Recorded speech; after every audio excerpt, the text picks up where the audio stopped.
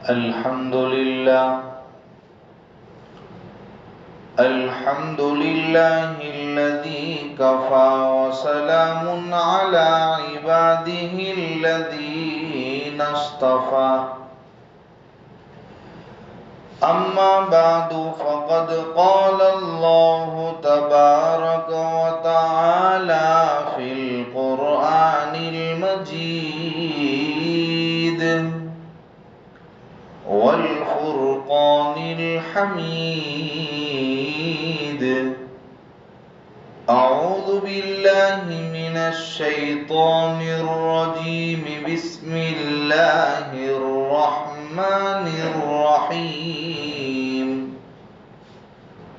أرأيت الذي يكذب بالدين فذلك الذي يدع اليتيم ولا يحض على طعام المسكين. صدق اللہ العظیم. بزرگان محترم، میرے نوجوان ساتھیوں، آج آپ حضرات کے سامنے سورہ ماعون کی ابتدائی آیتوں کی تفسیر کی جائے گی. یہ جو آیتیں آپ کے سامنے پڑھی گئی، اس کا بھی ایک پس منظر ہے، شان نزول ہے، ان آیتوں کے نازل ہونے کی ایک وجہ ہے. پہلے آپ سورت کی کچھ آیتیں اور اس کا ترجمہ سن لیں. اللہ تبارک و تعالی قرآن کریم میں فرماتا ہے: اَرَأَيْتَ الَّذِي يُكَذِّبُ بِالدِّينِ. اے نبی جی، کیا آپ نے اسے دیکھا جو جزا اور سزا کو جھٹلاتا ہے؟ فَذَلِكَ الَّذِي يَدُعُّ الْيَتِيمَ. یہی تو وہ ہے جو یتیم کو دھکا دیتا ہے. وَلَا يَحُضُّ عَلَى طَعَامِ الْمِسْكِينِ. اور مسکین کو کھانا دینے کی ترغیب نہیں دیتا ہے. آپ حضرات نے ان 3 آیتوں کا ترجمہ سنا. اس کا پس منظر یہ ہے: حضرت شاہ عبدالعزیز محدث دہلوی رحمۃ اللہ علیہ نے تفسیر فتح العزیز، اس میں لکھا ہے کہ ابو جہل کی ایک عادت تھی. کیا عادت تھی؟ جب بھی کسی امیر اور مالدار کا انتقال ہوتا تو اس کے پاس پہنچ جایا کرتا، اس کو بہلاتا، پھسلاتا کہ بھائی آپ دنیا سے جا رہے ہو، آپ کا وقت آ گیا ہے، آپ کے پیچھے بیچارے یہ یتیم بچے، ان کا کیا ہوگا؟ میں ان کی کفالت کروں گا، میں ان کی دیکھ بھال کروں گا، میری ذمہ داری میں ان یتیم بچوں کو دے دو، ورنہ یہ ورثہ اور یہ رشتہ دار ہے، ان کو خوب ستائیں گے، ماریں گے اور ان کا حق ضائع کریں گے. اس سے اچھا ہے کہ میری ذمہ داری میں دے دو، میں ان کو ان کے شر سے، ان کے ستانے سے بچاؤں گا، ان کے مال کی حفاظت کروں گا، ان کی دیکھ بھال کروں گا. جس امیر کا انتقال ہوتا اس کے پاس پہنچ جاتا، اور ہوتا یہ کہ انتقال کے بعد وہ بجائے اس کے اپنے قول و قرار پر قائم رہتا اور اس یتیم بچے کی کفالت کرتا، الٹا ان یتیم بچوں کو بھوکا ننگا چھوڑ دیتا اور ان کے مال پر بھی قابض ہو جاتا. ایسا ہی ایک ستایا ہوا یتیم بچہ ایک مرتبہ اللہ کے نبی صلی اللہ علیہ وسلم کے پاس آیا کہ اے نبی جی، ہمارے ساتھ ایسا معاملہ ہو رہا ہے. جب اللہ کے نبی نے سنا تو اس یتیم بچوں کو لے کر ابو جہل کے پاس گئے اور جا کر کہا کہ ارے بھائی، تھوڑی بہت تو شرم کر، قیامت کے دن کیا ہوگا، اللہ کے سامنے تو کیا منہ دکھائے گا اور اللہ کو کیا جواب دے گا؟ یتیم کو اس کا حق دے۔ تو اس نے کیا کہا پتہ ہے؟ اس نے کہا قیامت کیا ہے؟ کیا چیز ہے قیامت؟ میں نہیں جانتا قیامت کیا ہے اور کب قیامت واقع ہوگی نہیں ہوگی۔ اس ٹائپ کا جواب دیا کہ اللہ کے نبی صلی اللہ علیہ وسلم اس کا جواب سن کر دل برداشتہ ہو گئے اور دل ان کا دکھا۔ تو اللہ تبارک و تعالیٰ نے پھر یہ سورت نازل فرمائی اور آپ علیہ السلام کو تسلی دی۔ کچھ روایتوں کے اندر اور نام ملتے ہیں، کسی میں ولید ابن مغیرہ، عاص ابن وائل وغیرہ کچھ اور نام ملتے ہیں کہ جنہوں نے یہ حرکت کی تھی۔ خیر، نام کوئی بھی ہو، کوئی بھی آدمی ہو، جماعت ایسی تھی، وہ گروہ ایسا تھا کہ ان کے کرتوت اور ان کے کارنامے ایسے تھے کہ وہ یتیم کو اس طرح پریشان کیا کرتے تھے، ان کے حقوق کو ضائع کرتے تھے۔ تو پھر اللہ تبارک و تعالیٰ نے یہ سورت نازل فرمائی، اور ان جماعت کے اندر یا کوئی بھی ہو، ان میں سب سے کامن بات یہ تھی کہ سب کے سب اللہ کے وجود علیہ، آخرت کے منکر تھے، قیامت کے منکر تھے، جزا اور سزا کے منکر تھے۔ وہ نہیں مانتے تھے کہ قیامت واقع ہوگی نہیں ہوگی، اور آخرت کے اندر جن لوگوں نے اچھے اعمال کیے ہیں ان کو اچھا بدلہ دیا جائے گا، جنہوں نے برے اعمال کیے ہیں ان کو برا بدلہ دیا جائے گا، وہ اس کو نہیں مانتے تھے۔ جب آخرت کا اقرار ہی نہیں تھا، جزا فضا کا یقین ہی نہیں تھا، تو ظاہر سی بات ہے کہ وہ ایسی حرکت کرنے والے تھے۔ خیر، جب یہ لوگ آخرت کو، جزا اور سزا کو نہیں مانتے تھے، تو اللہ نے سورت کی تلاوت کا اور سورت کا آغاز ایسی آیت سے فرمایا، اَرَأَيْتَ الَّذِي يُكَذِّبُ بِالدِّينِ، اے نبی جی کیا آپ نے اسے دیکھا جو جزا سزا کو جھٹلاتا ہے؟ مطلب یہ ہے کہ وہ اس بات کا اعتراف نہیں کرتا، اس بات کا اقرار نہیں کرتا کہ قیامت کا وقوع ہوگا اور آخرت کے دن اچھے کام کرنے والوں کو اچھا بدلہ دیا جائے گا اور برے کام کرنے والوں کو برا بدلہ دیا جائے گا۔ خیر، جب ان کافروں کے اور ان دشمنوں کے یہ اعمال تھے اور اس طرح کے کارنامے اور کرتوت تھے اور آخرت کے منکر تھے، جزا سزا کے منکر تھے، تو ان سے یہ امید نہیں کی جا سکتی، اللہ فرما رہا ہے ان سے یہ امید نہیں کی جا سکتی کہ وہ حق دوالوں کو اور حق داروں کو ان کا حق دے۔ ان سے یہ امید رکھنا جو آخرت کے منکر ہو کہ وہ حق والوں کو ان کا حق پہنچائیں گے، یہ تو فضول ہے، بیکار ہے۔ اللہ کے نبی صلی اللہ علیہ وسلم کو تسلی دی جا رہی ہے، أَرَأَيْتَ الَّذِي يُكَذِّبُ بِالدِّينِ فَذَلِكَ الَّذِي يَدُعُّ الْيَتِيمَ۔ دوسری آیت کے اندر علامت بتائی کہ جو لوگ کافر ہوں گے، دین کا انکار کرتے ہوں گے، جزا سزا آخرت کا انکار کرتے ہوں گے، ان کی علامتیں یہ ہے، جو یہ کرتوت کر رہے ہیں یہ علامتیں ان کافروں کی ہے۔ کیا علامت پہلی بتائی؟ کہ وہ یتیم کو دھکا دیں گے، یتیم کے حقوق کو ضائع کریں گے، جو بغیر باپ کی اولاد ہوگی، جن کا بچپن میں باپ کا سایہ جن کے سر کے اوپر سے اٹھ چکا ہے، ان کو پریشان کریں گے، تنگ کریں گے، ان کے مال کو ضائع کر دیں گے، ان کے حقوق کو ضائع کریں گے۔ یہ کس کی علامت ہے؟ یہ کافر کی علامت ہے۔ اگر بائی چانس اگر یہ صفت مسلمان کے اندر پائی جاتی ہے تو اس کو چاہیے کہ اس کے ایمان کا تقاضا یہ ہے کہ اس صفت کو دور کرے۔ اگر وہ یتیم کا حق مانتا ہے تو اس کو دور کرے، ختم کرے، اس لیے کہ یہ ایمان کو زیب نہیں دیتا ہے۔ یہ تو اللہ فرما رہے ہیں کہ یہ کافروں کی علامت ہے یتیم کے حقوق کو ضائع کرنا۔ فَذَلِكَ الَّذِي يَدُعُّ الْيَتِيمَ، یہی تو وہ ہیں جو یتیم کو دھکا دے کر مارتے ہیں۔ جب یہ آیت نازل ہوئی تو صحابہ کرام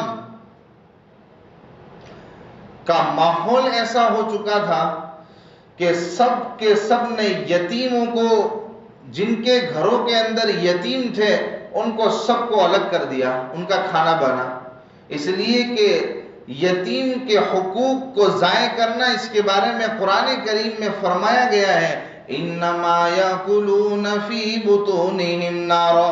پوری آیت کریمہ یہ ہے ان الذین یاکلون اموال الیتامی ظلما انما یاکلون فی بطونہم نارا، جو لوگ یتیم کے مالوں کو ظلماً کھاتے ہیں وہ اپنے پیٹوں کے اندر آگ ڈال رہے ہیں، آگ بھر رہے ہیں۔ جب صحابہ نے یہ آیت سنی اور یتیموں کے حقوق کو ضائع کرنے کے بارے میں اتنی سخت وعید، تو صحابہ تو سارے کے سارے گھبرا گئے، اور جن کے گھروں کے اندر یتیم بچے تھے انہوں نے ان کو الگ کر دیا، ان کا کھانا الگ پک رہا ہے اور باقی گھر والوں کا کھانا الگ پک رہا ہے کہ کہیں ہم سے حقوق ضائع نہ ہو جائے۔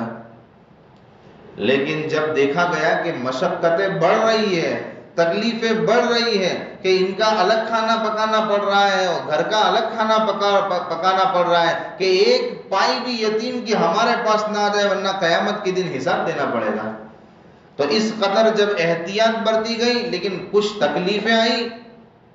ایک تکلیف تو یہ کہ بھئی جس کا کھانا الگ سے بنے گا ایک آدمی کا، تو خرچہ بھی تو زیادہ ہوگا، اور یتیم کے مال میں بہت زیادہ احتیاط کرنے کی ضرورت ہے، اس لیے کہ بہت سخت ترین گناہ ہے یتیم کے مال کے اندر گڑبڑی کرنا اور ان کے حقوق کو ضائع کرنا۔ خیر اللہ نے دوسری آیت اتاری، تکالیف آ رہی تھی تو دوسری آیت اتاری۔ اس آیت کے اندر فرمایا گیا وَإِن تُخَالِطُوهُمْ فَإِخْوَانُكُمْ وَاللَّهُ يَعْلَمُ الْمُفْسِدَ مِنَ الْمُصْلِحِ، خلط ملت رہو، مل جل کر رہو۔ یہ تو اللہ نیتوں کو دیکھتا ہے، کس کی نیت یتیموں کے مال کو ضائع کرنے کی ہے اور کس کی نیت یتیموں کے مال کو بچانے کی ہے، حفاظت کرنے کی ہے۔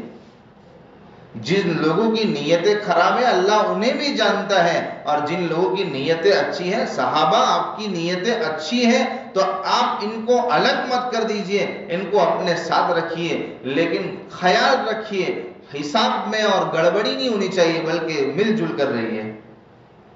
تو خیر پھر صحابہ نے یتیموں کو اپنے پاس پھر بلا لیا، اپنے ساتھ پھر کھانے پینے لگے، لیکن کہنے کا حاصل یہ ہے کہ یتیم کے مال کی حفاظت بہت ضروری ہے۔ ایک پائی ہمارے پاس ہم اپنی ضروریات میں استعمال کر لیں تو یہ بہت بڑا گناہ ہے، اور ایک حرام چیز ہم اپنے پیٹ میں ڈال رہے ہیں، آگ اپنے پیٹ کے اندر بھر رہے ہیں، اتنا سخت گناہ ہے۔ میرے بھائیوں، ہمیں اپنے معاشرے کے اندر دیکھنے کی ضرورت ہے، کوئی مانے گا نہیں، کوئی کہے گا بھی نہیں کہ بھئی ہم نے یتیم کے مال کو ضائع کیا، یتیم کے حق کو ضائع کیا۔ کسی سے پوچھیں گے بھئی ہم تو بہت رعایت کرتے ہیں، کبھی یتیم کا مال نہیں کھاتے، ہمارے گھر میں ماشاءاللہ یتیم ہے، اس کی پرورش کر رہے ہیں، لیکن ہم نے اس کی ایک پھوٹی کوڑی بھی نہیں کھائی آج تک۔ کوئی نہیں مانے گا اور کوئی اپنی زبان سے کہے گا بھی نہیں، لیکن دل کی آنکھیں کھول کر دیکھنے کی ضرورت ہے، گریبان میں جھانکنے کی ضرورت ہے۔ یہ یتیم کا مال اتنا پیچیدہ مسئلہ ہے، اتنا خطرناک مسئلہ ہے کہ آدمی کو پتہ ہی نہیں چلتا، وہ یتیم کے مال کو اپنی ضروریات میں استعمال کر لیتا ہے، یا اس کی مال کو اس پر جتنا خرچ کرنے کی ضرورت تھی اس سے زیادہ خرچ کر کے گڑبڑی کر ڈالتا ہے، پتہ ہی نہیں ہوتا، اور وہ اس وعید کا حقدار ہو جاتا ہے۔ اس لیے بہت خیال رکھنے کی ضرورت ہے۔ عام طور پر یہ کب ہوتا ہے؟ جب باپ کا انتقال ہو گیا، وراثت وقت پر تقسیم نہیں ہوئی، باپ کا انتقال ہو جائے، شریعت کا حکم یہ ہے، یا کسی کا بھی انتقال ہو جائے، شریعت کا حکم یہ ہے 3 दिन शोक मना लो, मातम मना लो, 3 दिन के बाद फौरन शरीयत का हुक्म ये है कि वारसा विजड़ी कर लो, जल्द अज जल्द वारसा मौरूसों के दरमियान और वारिसों के दरमियान तकसीम कर दिया जाए, जिसका जो हक है उसको बर वक्त पहुंचा दिया जाए। अपने घर में आलिम को बुलाएं, फौरन मुफ्ती को बुलाएं और बुलाकर उनसे पूछें कि भाई किसको कितना कितना मिलेगा। लेकिन होता क्या है, जब इंतकाल होता है और बेचारा कोई आलिम कोई मुफ्ती जाकर कहता है कि अभी शरीयत का हुक्म ये है कि आप जो मरहूम दुनिया से चले गए हैं उनकी जायदाद और उनकी जो भी चीज छोड़ी हुई है उसका हिसाब करो शरीयत की रोशनी में, जिसके हक में जो आता है उसको पहुंचा दो। जवाब क्या मिलता है? जवाब ये मिलता है, मौलाना साहब अभी तो कफन भी मेला नहीं हुआ है और आप बांटने की बातें कर रहे हो, हम तो सब भाई भाई हैं, हम तो सब मिलजुल के रहने वाले हैं, आप कहां तफरकाबाजी मचाने आ गए? ऐसा जवाब मिलता है। खैर, दिन गुजरते जाते हैं, दिन गुजरते जाते हैं, सालहा साल गुजर जाते हैं, फिर जब भाइयों भाइयों में, भाइयों बहनों में, माओ बेटों में झगड़े होते हैं तो फिर मुफ्ती साहब के पास तशरीफ लाते हैं कि हजरत फलाना बुजुर्ग या फलाने मेरे अब्बा इस साल में सन ईस्वी 2019 में दुनिया से रुखसत फरमा गए थे, मारा हिस्सा में कितलो आवशे। अब 1 साल के बाद 2 साल के बाद पूछने आएगा, सारे माल मखलूत हो गए हैं, कहां कहां इस्तेमाल हो गए, अब पूछने आ रहे हैं, फिर झगड़े हो रहे, भाई भाई से नहीं बोल रहा है, बहन भाई से नहीं बोल रही, माँ बेटों में झगड़े। अरे भाई, शरीयत का जब हुक्म था और जो हुक्म था वक्त पर अदा नहीं करोगे तो फिर झगड़े तो होने। इसलिए शरीयत का जो हुक्म है वारसा विजड़ी का, उसको बर वक्त अदा कर दिया जावे। शरीयत के हुक्म के अंदर हमारा फायदा है, ये कोई बांटना नहीं है, ये आगे नस्लों के अंदर झगड़े ना हो और उसका दरवाजा बंद हो जावे, इसके लिए बर वक्त ये करने वाली चीज है। इसको अपने मुआशरे के अंदर दाखिल करो, वारसा विजड़ी सही वक्त पर होनी चाहिए।